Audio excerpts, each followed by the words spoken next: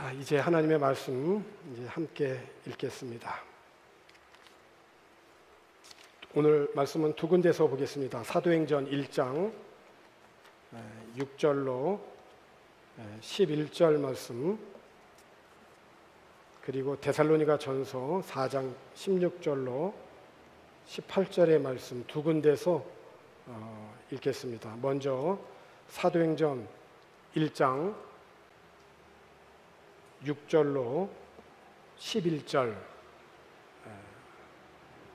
제가 6절부터 11절까지 봉독하겠습니다. 그들이 모였을 때에 예수께 여쭈어 이르되 주께서 이스라엘 나라를 회복하심이 이때니까 하니, 이르시되 때와 시기는 아버지께서 자기의 권한에 두셨으니 너희가 알 바 아니요 오직 성령이 너희에게 임하시면 너희가 권능을 받고 예루살렘과 온 유대와 사마리아와 땅끝까지 이르러 내 증인이 되리라 하시니라. 이 말씀을 마치시고 그들이 보는 데 올려져 가시니 구름이 그를 가리어 보이지 않게 하더라. 올라가실 때에 제자들이 자세히 하늘을 쳐다보고 있는데 흰옷 입은 두 사람이 그들 곁에 서서, 11절 같이 읽겠습니다. 이르되 갈릴리 사람들아 어찌하여 서서 하늘을 쳐다보느냐? 너희 가운데에서 하늘로 올려지신 이 예수는 하늘로 가심을 본 그대로 오시리라 하셨느니라. 아멘. 신약성경 또 데살로니가전서 4장 16절과 17절 그리고 18절 말씀입니다. 제가 16절 읽고 여러분들이 17절 읽고 18절 같이 읽읍시다. 제가 먼저 16절 읽겠습니다. 주께서 호령과 천사장의 소리와 하나님의 나팔 소리로 친히 하늘로부터 강림하시리니 그리스도 안에서 죽은 자들이 먼저 일어나고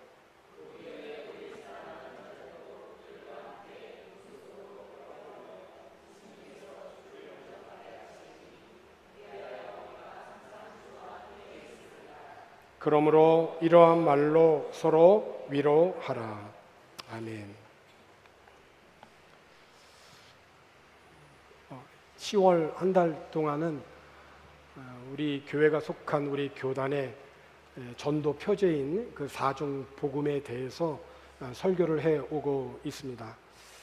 주보에 있는 그 목회 현장에도 실었던 내용인데, 서울신대 은퇴 교수인 한영태 우리 교수님의 그 말을 빌리면 사중 복음이라고 하여서 네 가지의 복음을 말하는 게 아니다.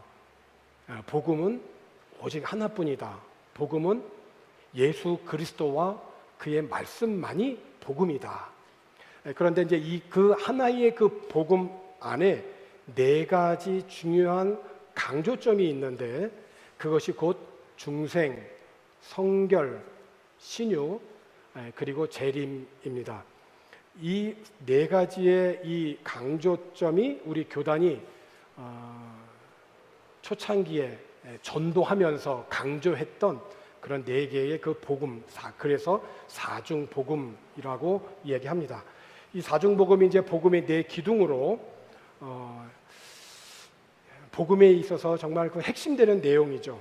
정말 복음의 가히 진수가 이 사중 복음 안에 이제 다 요약이 되어 있어요. 우리 신앙 생활의 시작서부터 끝날까지 이 네 가지 안에 다 들어 있습니다. 중생과 성결은 우리의 영혼을 위한 복음이라고 한다면, 신유는 우리의 육신을 위한 복음이죠. 재림은 이 모든 이루어가는 구원의 완성이 바로 그 재림입니다.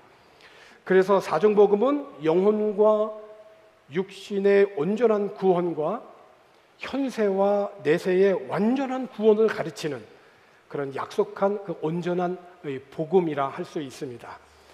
교단 헌법에서도 이 재림을 이렇게 정의했는데, 교회 우리 오늘 주보에도 또 옮겨놨죠. 구약 성서의 중심이 그리스도의 수육 탄생이라면, 여기서 이제 수육 탄생이라고 하는 것은 하나님께서 인간의 몸을 입고 이 땅에 태어나신 인카네이션이죠. 그러니까 성육신, 하나님이 인간의 몸을 입고 이 땅에 오셨다. 이 수육 탄생이 구약 성경에 계속해서 얘기한 내용이라고 한다면 신약 성경의 중심은 그리스도의 재림이라고 할 수 있다. 그러니까 성경을 마치 수건이라고 본다면, 수건을 꽉 짜면 구약은 오실 예수, 신약은 오신 예수, 그거를 다시 한번 하나로 요약하면 예수, 이게 이제 복음인 것이죠. 자, 그런데 교단 헌법에서 우리가 뭐라고 재림에 대해서 얘기하냐면, 우리는 공중 재림과 지상 재림을 믿는다, 이렇게 정의하고 있어요. 오늘 우리가 본문을 두 곳을 읽었잖아요. 사도행전 1장과 데살로니가전서 6장을 읽었는데, 사도행전 1장은 예수님께서 지상을 재림하실 때의 내용이고, 데살로니가전서 4장은 예수님께서 공중에 재림하실 때의 그 내용을 기록하고 있는 거예요. 그러니까 우리는 예수님이 이 땅에 재림하여 오시기 전에 공중에 먼저 재림하시고, 그리고 이어서 지상으로 재림하신다라고 하는 것을 우리는 성경에 있는 그대로 우리는 믿는다는 거예요. 그래서 계속해서 재림의 정의를 교단 헌법에서는, 요한계시록은 재림을 전적으로 계시한 성경으로 마지막에 내가 속히 오리라 한 말씀이 3번이나 거듭 기록되었다. 재림은 신앙생활의 요소이며 소망이요 경성이 된다 라고 되어 있어요. 그래요. 그러니까 우리들이 신앙생활하면서 우리가 항상 기억해야 할 것은 뭐냐면, 주님의 그 약속, 주님이 하늘로 승천하시기 전에 천사를 통하여 우리들에게 주신 약속, 다시 오시겠다라고 하는 이 주님의 이 약속, 재림, 이 재림의 신앙은 우리들이 신앙생활하는 데서 정말 중요한 요소가 된다는 거예요. 무엇보다도 우리의 구원의 완성이 재림에 있습니다. 우리는 지금 계속해서 구원을 이루어가고 있는 중이에요. 그렇죠? 오늘 집사님 또 기도해 주셨지만, 연약해서, 그죠? 하나님의 뜻을 이루지 못할 때가 있다는 것이 우리들의 오늘 우리들의 현실의 어쩔 수 없는 고백이기도 하잖아요. 그런데 주님의 재림은 더 이상 이제 연약해지지 않습니다. 완전한 구원이에요. 완전한 구원. 그래서 이 구원의 이 완성은 재림에 있다는 거예요.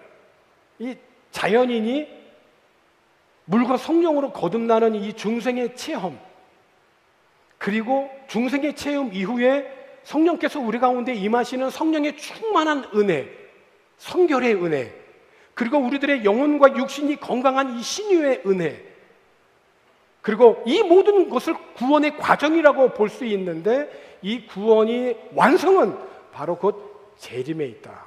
주님이 다시 오시는 재림에 있다. 그러니까 재림은 우리들에게 소망이 되는 거예요.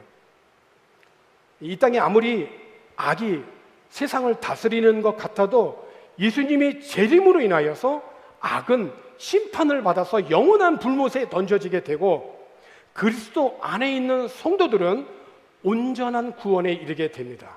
그러므로 우리들은 재림신앙으로 무장해야 할 것이고, 이 재림신앙은 오늘날 우리들에게 정신을 차리게 하는 거예요. 그릇된 길을 바른 길로 가게 하도록 타일러서 우리를 깨우쳐주는 것이 이 재림의 신앙인 겁니다. 재림에 관하여서 성경 여러 곳에서 약속이 되어져 있는데, 그 중에 요한계시록은 이렇게 서문으로 시작을 합니다. 하나님께서 앞으로 일어날 일에 대하여서 그분의 종들에게 보여주시려고 계시를 주셨고, 이 계시는 천사를 통하여서 공포하였으며, 이 공포된 계시는 사도 요한에게 전해주셨다라고 요한계시록 1장에 말씀하고 있어요. 그리고 요한은 자신이 본 모든 것을 말로 하고 글로 쓰면서 강조하기를, 이 계시의 말씀을, 자기가 본 거, 들은 거, 이 계시의 말씀을 읽는 자들, 듣는 자들, 그리고 그것을 지키는 자들은 복이 있다, 이렇게 말씀했어요. 왜 복이 있냐? 현실만을 생각하고 살아가는 이 세상에 앞으로 일어날 일에 대하여서 미리 준비하게 하여 주심으로 지옥이 아닌 천국을 준비할 수 있기 때문에 그 준비가 바로 지금 눈앞에 거의 다가왔다는 거예요. 이단들 중에는 삶의 현장을 외면하고 예수님의 그 재림 날짜를 정해놓고 그날을 기다리는데 이거는 매우 잘못된 겁니다. 예수님은 언제 어느 때 다시 이 땅에 오실지 몰라요. 다만 지금의 때가 마지막 때임을 알기 때문에 우리들이 깨어있는 것이고, 날과 시를 정해놓고 하나님께서 지금 우리를 부르신 그 부름의 삶의 현장을 외면하거나 무시하고 살아가는 것은 성경의 가르침이 아닙니다. 특히 우리가 깨어있다라고 하는 말은 이 계시의 말씀, 특별히 요한계시록을 읽고 듣고 지키는 거예요. 사도 요한은 그것을 복이라고 얘기했다는 거예요. 복. 혹시 주일 예배를 마치고 그날 집에 돌아가서 오늘 예배를 하고 설교를 들은 것이 정말 그런 것인가? 라고 생각을 하고 집에 들어가서 성경을 보고 기도하시는 교우가 있는지 모르겠습니다.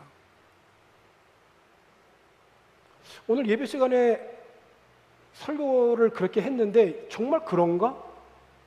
그리고 성경을 펼쳐보시는 성도님들이 혹시 지금까지 중이나 혹은 여러분들 중에 계신지 모르겠어요. 사도행전에 있는 말씀을 보면 사도 바울이 복음을 전합니다. 그런데 각 처소에서 복음을 전하는데 그 중에 특별히 베레아라고 하는 지역에 있는 사람들이 다른 사람들이 지역에 있는 사람들과 좀 달랐어요. 그 지역에 있는 사람들은 사도 바울이 복음을 전할 때 간절한 마음으로 그 바울이 전하는 복음을 들었고, 그 들었던 말씀이 이것이 정말 그런가 하여서 날마다 성경을 상고했다고 했습니다. 그 결과 베레아에 있는 사람들은 다른 지역의 사람들보다 믿는 사람들이 더 많아졌다고 했어요. 성경 사도행전에 기록된 말씀이죠. 마찬가지로 우리가 예배당에서 들은 말씀을 우리가 그냥 듣고 흘려갈 것이 아니라 집에 돌아가서 이것이 정말 그런가? 그렇게 생각하고 기억하고 날마다 성경을 상고하고 성령께서 친히 그 들었던 말씀을 다시 성경을 통하여 조명하여 주시고 깨닫게 하여 주심으로 오늘 저와 여러분의 삶 속에 신앙의 부흥운동이 일어날 수 있기를 축원합니다. 하나님께서 사도 요한에게 보여주신 반드시 속히 일어날 일들, 반드시 속히 일어날 일들, 이것이 요한계시록에 기록되어 있는데 요한계시록 1장 19절에 있는 그 말씀을 보면, 그러므로 네가, 여기 네는 사도 요한입니다. 네가 본 것, 첫 번째는 본 것입니다. 두 번째는 지금 있는 일, 세 번째는 장차 될 일, 요거를 기록하라는 겁니다. 그러니까 사도 요한이 복음을 전하다가 반모섬이라는 것에 유배를 당하잖아요. 그 갇히면서 계시를 봅니다. 주일날 아침에 하나님의 놀라운 하늘문이 열리는 걸 보게 돼요. 그 사도 요한이 지금까지 너가 본 거, 그리고 지금 현장 속에서 사도 요한이 살고 있을 때 일어나고 있는 그 일들, 그리고 앞으로 일어날 일들에 대해서 너는 기록하라는 거예요. 그래서 사도 요한이 쭉 기록한 겁니다. 그것이 1장서부터 22장까지예요. 너가 본 것이 뭐냐? 그게 22장까지 해서 1장입니다. 1장은 예수님, 부활하신 예수 그리스도가 어떠한 모습으로 지금 계시느냐라고 하는 걸 1장에 본 거예요. 사도 요한이 환상 중에 본 겁니다. 그리고 이어서 지금 일어나고 있는 일들, 사도 요한이 당시에 사역했던 그 모든 지역 가운데 일어나고 있는 일들, 특별히 오늘날 터키 남서부 지역에 있는 그 초대교회 7교회, 그 7교회에서 지금 일어나고 있는 일들에 대해서 기록하라고 하는 거예요. 그 7개의 교회를 여러분이 기억하셔. 에베소 교회, 서머나 교회, 버가모, 두아드랴, 사대 교회, 빌라델비아 교회, 그리고 라우디아 교회. 보통 우리가 이제 성경 퀴즈 할 때 에소보드, 사빌라 뭐 이렇게 해가지고 7교회 이렇게 암송하잖아요. 사도 요한이 당시에 사역했던 그 초대 교회들, 7교회들이 지금 어떤 상태인지를 기록하고 그 교회에다가 보내라는 거예요. 그게 2장과 3장입니다. 그래서 요한계시록 2장과 3장에는 그 당시의 초대 7교회가 어떤 상황이었는지를 기록하고 있어요. 그리고 4장서부터 끝에 마지막 22장까지는 앞으로 일어날 일들을 기록한 거예요. 그것이 곧 예수 그리스도의 재림이죠. 예수님께서 어떻게 재림을 하시느냐, 그 재림의 순서를 말씀을 드리면, 오순절 성령 강림 이후부터 예수님께서 공중에 재림하여 오실 때까지를 교회 시대라고 합니다. 오늘 우리 시대가 지금 교회 시대예요. 그러니까 우리는 지금 현재 교회를 중심으로 신앙생활을 하는 거예요. 교회를 중심으로, 그리스도의 몸된 이 교회를 중심으로 신앙생활을 하는 겁니다. 이 시대예요. 그런데 예수님이 공중에 재림하시면 이 교회는 단순한 건물이 아니잖아요. 부름받은 사람들인 거예요. 부름받은 사람들. 그러니까 저와 여러분들이 교회인 거죠. 이 교회는 다 공중에 들림받습니다. 건물이 들림받는 게 아니라 그리스도 안에 있는 사람들이 들림을 받는 거예요. 그러니까 교회 시대는 끝나는 거죠. 더 이상 교회가 남아있지 않아요. 다 올라가니까. 예수님이 공중에 재림을 하실 때 그리스도 안에 있는 자들은 다 공중으로 들림받습니다. 이걸 뭐라고 그러죠? 휴거라고 하죠. 혹시 성도 여러분, 한번 설교 시간이지만 제가 한번 좀 묻고 싶습니다. 휴거라고 하는 말을 혹시 처음 들어보신 분 계세요? 휴거라고 하는 말을 처음 들어보신 분 계세요? 만약에 처음이라고 한다면 정말 제가 회개해야 될 일이죠. 만약에 신앙생활을 오래 했는데 휴거라고 하는 말을 들어보지도 못했다. 누구 책임일까요? 1차적으로.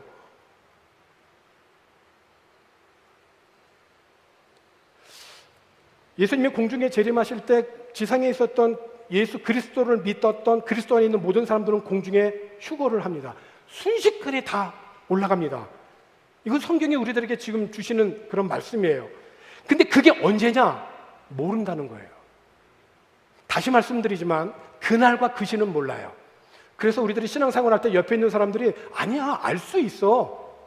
그러면서 교회 바깥에서 그날과 그 시, 또 혹은 장소까지 얘기하면서 그날과 그 시의 현실을 무시하고 거기에 가서 맨날 찬송하고 기도하고 믿음 생활한다. 그 절대로 따라가지 말라는 거예요. 잘못된 거예요. 아무도 모릅니다. 하나님만 아세요. 왜냐하면 그것은 하나님의 주권에 속한 것이기 때문에. 우리는 오직 예수님이 약속하신, 예수님이 승천하실 때 우리들에게 주셨던 말씀, 약속하신 것을 기다리고 성령을 받고 땅끝까지 이르러 복음을 전하라, 그 말씀에 우리는 순종하는 것이지 몇 날 몇 시에 아닙니다. 예수님께서 공중에 재림하시게 되면 모든 성도들은 다 하늘로 휴거가 되어서 올라가게 되는데, 휴거 한문이죠. 이끌 휴자에다가 들 거자, 들려 올라간다는 거예요. 오늘 본문에 있는 말씀이에요. 우리가 읽은 말씀이에요. 데살로니가전서 4장 16절부터 17절까지 이렇습니다. 주께서 호령과 천사장의 소리와 하나님의 나팔 소리로 친히 하늘로부터 강림하시리니 그리스도 안에서 죽은 자들이 먼저 일어나고, 17절, 그 후에 우리 살아남아있는 이 땅에 남아있는 자들도 그들과 함께 구름 속으로 끌어올려, 휴거죠, 공중에서 주를 영접하게 하시리니 그리하여 우리가 항상 주와 함께 있으리라. 이 상황을 예수님께서 이 땅에 오셔서 지상 사역을 하실 때 마태복음 24장 40절에 있는 말씀에 보면 이렇게 말씀을 했어요. 그 상황을 어떻게 말씀하셨냐면, 그때에 두 사람이 밭에 있음에 한 사람은 데려가고 한 사람은 버려둠을 당할 것이요. 그러니까 예를 들면 이런 겁니다. 이어지는 41절에 이것이죠. 두 여자가 맷돌질을 하고 있습니다. 서로 마주보면서 맷돌을 갈고 있어요. 근데 한 사람은 데려가고 한 사람은 버려둠을 당한다, 남게 된다라고 하는 거예요. 예수님이 공중에 재림하여 오시면 그리스도를 믿는, 그리스도 안에 있는 사람들은 공중으로 휴거가 되어질 때 예수님을 믿는 사람들은 올라가지만 믿지 않는 사람들은 남게 된다는 거예요. 이거를 이제 영화로 이렇게 만든 게 레프트 비하인드죠. 혹시 레프트 비하인드 영화 보셨습니까? 4편까지 나왔어요. 꼭 한번 보시면 좋겠어요. 유튜브에 가보면 레프트 비하인드라고 남겨진 사람들이라고 하는 건데 무료로 여러분들 시청할 수 있어요. 레프트 비하인드. 그 영화에 보면은 자녀들과 함께 가족이 비행기를 타고 여행을 갑니다. 여행을 가는데 예수님이 공중에 재림을 하셨어요.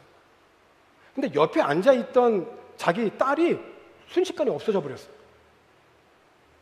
아니, 그 하늘을 나는 그 비행기 안에서 가면 어디를 갑니까? 비행기 안이 난리가 났어요. 한 걸음 더 나아가서 그 비행기를 조종하는 조종사가 그리스도인입니다. 기장이. 비행기를 조종하고 가다가 예수님이 공중에 재림하여 오셨을 때 기장이 휴거됩니다. 비행기는 어떻게 됐을까요? 여러분의 상상에 맡기겠습니다. 그래서 주님은 이어지는 42절에 있는 말씀에서 그러므로 깨어 있으라. 어느 날에 너희 주가 임할는지 너희가 알지 못함이라. 왜 깨어 있어야 되느냐? 예수님이 재림하실 때 성경은 마치 그 시대적인 상황이 노아의 때와 같다는 거예요.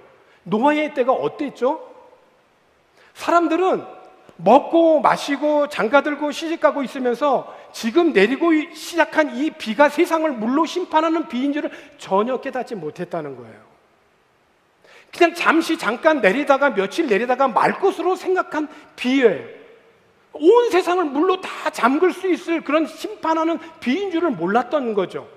노아가 경고한 대로 미리 준비해둔 방주 안으로 들어가지 않으면 이 방주는 곧 그리스도이시고 교회죠. 모두 물에 빠져 죽을 수밖에 없는 거예요. 심판의 비였던 거죠. 마태복음 24장 37절 있는 이 말씀에서 노아의 때와 같이 인자 예수님의 임함도 그러하리라. 계속해서 홍수 전에 노아가 방주에 들어가던 날까지 사람들이 먹고 마시고 장가들고 시집가고 있으면서 홍수가 나서 그들을 다 멸하기까지 그때까지도 깨닫지 못하였다는 거예요. 인자의 임함도 이와 같으리라. 그러니까 세상이 물로 심판을 당한 그 노아의 때와 보면 지금 상황과 너무 비슷하지 않는가?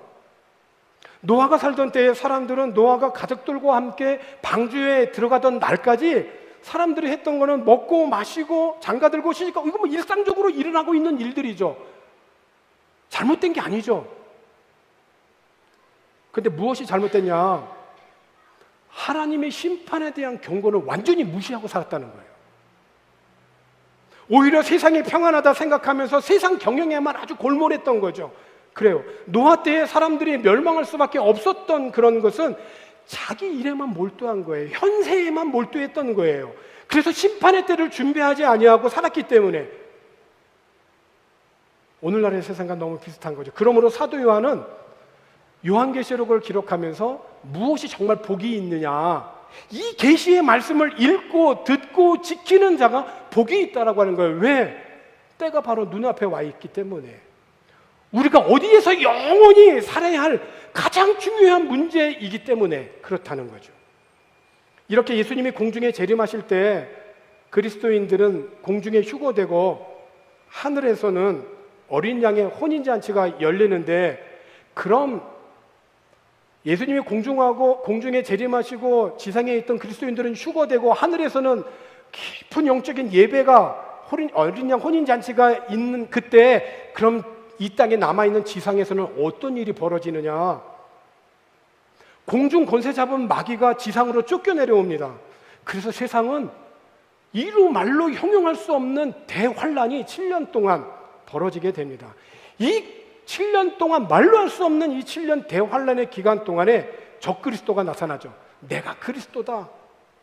기적을 일으키고 사람들이 현혹되고 미혹되고 따라가고 전쟁과 기근과 사망과 남겨진 자들이 믿음을 지키면서 그래도 남겨져 있었던 하고 후회해서 휴거되지 못했던 남아있었던 그리스도인들, 그 레프트 비하인드에 보면 가까운 가족들이나 가까운 사람들이 막 없어지니까 세상에 난리가 난 거예요. 그러다가 막 정신없이 막 다니다가 교회에 딱 갔는데 교회 문을 딱 여는데 거기에 목사님이 계시는 거예요. 제가 현지인들 성경 공부 할 때 이제 이 레프트 비하인드 1편을 그때 같이 한번 봤거든요. 여러분들은 좀 조용히 했지만 문 딱 열고 목회자가 딱 나왔으니까 다들 목사잖아요. 거기는 와 그러더라고요. 충격받은 거죠. 그 순교가 일어나게 되고 우주 전체에 어마무시한 변화들이 일어나는 거예요. 결국 모든 나라들과 왕들과 상인들을 유혹하여서 음행하고 사치에 빠뜨린 그 바벨론이 멸망을 당하게 되는데, 이 부분은 성경 요한계시록 18장 15절에 이렇게 기록되어 있습니다. 바벨론으로 말미암아 치부한 이 상품의 상인들이 그의 고통을 무서워하여 멀리 서서 바벨론이 무너지는 울고 애통하여 이르되 화이또다 화이또다 큰 성이여 세마포 옷과 자주 옷과 붉은 옷을 입고 금과 보석과 진주로 꾸민 것인데 얼마나 화려하고 멋있습니까? 이어지는 18절을 보니까 18절에 있는 말씀에서 그가 불타는 연기를 보고 외쳐 이르되 이 큰 성과 같은 성이 어디 있느냐? 이렇게 멋지고 아름다운 것이 어디 있느냐? 그런데 19절에 보니까 티끌을 자기의 머리에 뿌리고 울며 애통하여 외쳐 이르되 화이또다 화이또다 이 큰 성이여 바다에서 배부리는 모든 자들이 너의 보배로운 상품으로 치부하였더니 한 시간에 명하였도다. 무너지는 데는 시간이 오래 걸리지 않는 거죠. 그리고 이후에 공중에 재림하신 예수님께서 7년 대환란이 끝나고 지상으로 재림을 하십니다. 지상으로 재림하시게 되면 천년 왕국이 이루어지게 됩니다. 이 천년의 기간 동안 그 7년 대환란 동안 권세 잡았던 이 사탄 마귀는 바닥이 없는 구덩이에 던져지게 됩니다. 천년 동안. 요한계시록 20장 1절, 2절, 3절에 있는 말씀을 보면 또 내가 보며 천사가 무저갱의 열쇠와 큰 쇠사슬을 그의 손에 가지고 하늘로부터 내려와서 용을 잡으니 그 용은 곧 옛 뱀이요 마귀요 사탄이라 잡아서 천년 동안 결박하여 무저갱에 던져 넣어 잠그고 떨어지면 끝이 없는 바닥인 거예요. 끝이 없는 바닥. 무저갱이 쭉 떨어지는 거예요. 잠그고 그 이후에 임봉을 하여 나오지 못하게 천년이 차도록 다시는 만국을 미혹하지 못하게 하였는데 그 후에 반드시 잠깐 놓이리라. 천년 왕국이 끝나면 그 천년 왕국의 기간 동안에는 다른 성경의 천년이 어떻게 일어나게 되었는지에 대해서는 성경에 있어요. 기회 되면 또 한번 살펴보도록 하겠습니다. 이 천년 왕국이 끝나고 무저갱에 있던 사탄이 잠깐 놓이게 되면 미혹해서 곡과 마곡의 전쟁이 일어나게 됩니다. 마지막 최후의 전쟁이 일어나요. 이 최후의 전쟁에서 예수 그리스도는 이 모든 사망과 죽음의 권세를 다 무찌르시고 그리고 영원한 불못에 사탄은 들어가게 되고 새하늘과 새 땅이 열리게 되죠. 소위 말하면 신지입니다. 요즘 신천지 이렇게 얘기하면 이단들이 막 사용해서 그 얘기를 우리 기성교회에서는 제대로 사용하지 못하죠. 그 얘기 잘못하면 이단 같으니까.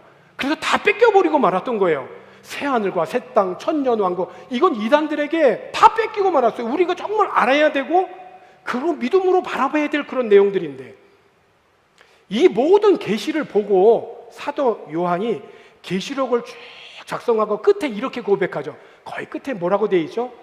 아멘 주 예수여 오시옵소서. 믿음을 지키고 고통의 때를 지나는 그리스도인들이 재림의 소망을 안고 살아갈 것을 권하였고, 사도 바울도 데살로니가 전서에 있는 말씀에서 예수님이 다시 오신다. 예수님이 다시 오신다. 이 약속의 말씀으로 서로 위로하라고 한 거예요. 물론 이 재림의 순서를 몰라도 괜찮습니다. 몰라도 구원을 받습니다. 어떻게 재림하시니 몰라도 괜찮습니다. 중요한 것은 내가 그리스도 안에 있어야 된다는 거예요. 내가 그리스도가 나의 구주임을 영접하고 예수 그리스도를 믿고 그리고 하나님의 자녀된 권세를 가지고 믿음으로 이 땅을 살아가는 겁니다. 그리스도 안에 있는 자들은 예수님의 공중 재림할 때 휴거되어질 것이에요. 예수님을 믿는 우리들에게 그래서 예수님의 재림은 심판이 아니고 구원인 거예요. 생명인 거예요. 온전한 구원으로 들어가는 것입니다.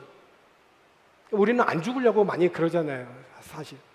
근데 정말 믿음으로 평생을 살았던 분들은 자신의 죽음을 새로운 영원한 생명의 시작을 하고 보고 기쁨으로 맞이하잖아요. 그래서 순교회 때에도 우리의 신앙의 선배들이 어려운 그런 고난과 순교의 장면에서도 이길 수 있었던 건 뭐냐면 다시 오실 예수 그리스도의 재림을 대망하면서 이길 수 있었던 거예요. 그러니까 우리 기독교 대한선결교회가 일제시대 때에 교단이 폐쇄가 됐어요. 더 이상 예배를 드리지 못하게 했단 말입니다. 모여서 찬송하지 못하겠어요. 왜? 예수님이 다시 오신다라고 하는 것을 전하니까 일본의 천황도 일본의 모든 제국 군국주의도 다 하나님 앞에 심판당한다, 이 얘기를 설교 시간에 하니까 일본이 막았던 겁니다. 교단을 폐쇄시켰던 거예요. 더 이상 모이지 못하게. 그 믿음 지키고 순교하신 분들이 계세요. 건강한 종말론의 확립을 위해서 다양한 성서 해석들이 있어요. 예수님이 천년왕국 전에 오시느냐, 전천설이냐, 천년왕국 후에 오느냐, 후천년설이냐, 아니 천년왕국이 없다라고 하는 무천년설이냐, 다양한 해석들이 있습니다. 우리 성결교회의 종말론은 예수님의 재림은 첫째, 예수님이 공중에 재림하실 때 그리스도에 있는 자들은 공중으로 휴거된다. 둘째, 지상에서는 7년 대환란이 일어난다. 셋째, 대환란 후에 예수님이 지상에 재림하시면서 천년왕국이 이루어진다. 전천년설이죠. 네 번째, 천년 동안 무저갱에 갇혀있던 그러한 사탄이 천년왕국 후 잠시 잠깐 놓이게 되면서 사탄으로 인하여서 큰 마지막 전쟁이 일어난다. 다섯 번째, 후에 사탄은 최후 전쟁 후에 바닥이 없는 무저갱 영원한 불못에 던져지게 되고 마지막 영원 무궁한 새하늘과 새 땅이 열리게 된다. 이게 우리가 믿는 종말론입니다. 중요한 것은 우리는 그날과 그 시를 모르기 때문에 우리가 깨어 있어야 됩니다. 깨어 있는다라고 하는 말은 뭐냐면 주어진 현실을 모두 부정하고 외면하고 어디 한 장소에 모여서 예수님의 재림을 기다리는 것이 아니라 주일이 되면 이날은 주님의 날이다, 하나님을 예배한다, 그래서 주님의 나라에 와서 예배하고 내 삶의 현장 속에서 나에게 맡겨진 그것이 가정의 주부면 주부의 일을 열심히 하고, 목회자면 목회자의 일을, 선교사면 선교사의 일을, 생업의 현장에 있으면 그리스도인답게 열심히 하루하루를 믿음으로 살아가는 것이 깨어있는 것이에요. 그 예수님이 부르시고 택하신 그곳에서 주님의 뜻을 깨닫고 하루하루 거듭난 하나님의 중생한 사람으로서 성결하게, 그리고 믿음으로 기도해서 건강하게, 영혼과 육신이 건강한 신유해서, 그래서 다시 오시는 예수 그리스도의 재림을 기다리는, 그래서 오늘 우리들의 신앙에 늘 예수님의 다시 오신다는 이 재림을 마음에 담고 소망 중에 성도들이 깨어있는, 내가 혹시 잘못된 길을 이러면 안 되지, 주님 다시 오시지, 이렇게 살면 안 되지 라고 자기 자신을 다시 한번 다잡고 깨어있는 그런 성도들이 되어지기를 주님의 이름으로 축원합니다. 기도하겠습니다. 많고 많은 사람들 가운데에서 저희를 부르시고 택하셔서 하나님의 자녀 삼아주시고 거듭나게 하사 산 소망이 있게 하시며 성결의 은혜를 주시사 성령 충만한 삶을 살아갈 수 있도록 인도하시는 하나님의 은혜에 감사를 드립니다. 때로는 육신의 연약함으로 지치고 넘어질 때도 있지만 예수 그리스도의 이름을 힘입고 성령 충만하여 육신의 연약함을 극복하고 영혼과 육신이 강건하여 하나님을 기쁘시게 하는 삶을 하루하루 살아갈 수 있도록 역사하여 주옵소서. 어떤 경우에도 예수님이 다시 오실 재림을 마음에 간직하고 이 귀한 재림의 신앙으로 불의 앞에서도 인내하게 하시고 승리하게 하셔서 주님이 예비하신 생명의 멸류관을 모두 받는 하나님의 성결한 가족들이 되게 해 주옵소서. 감사를 드리고 예수님의 이름으로 기도하옵나이다. 아멘.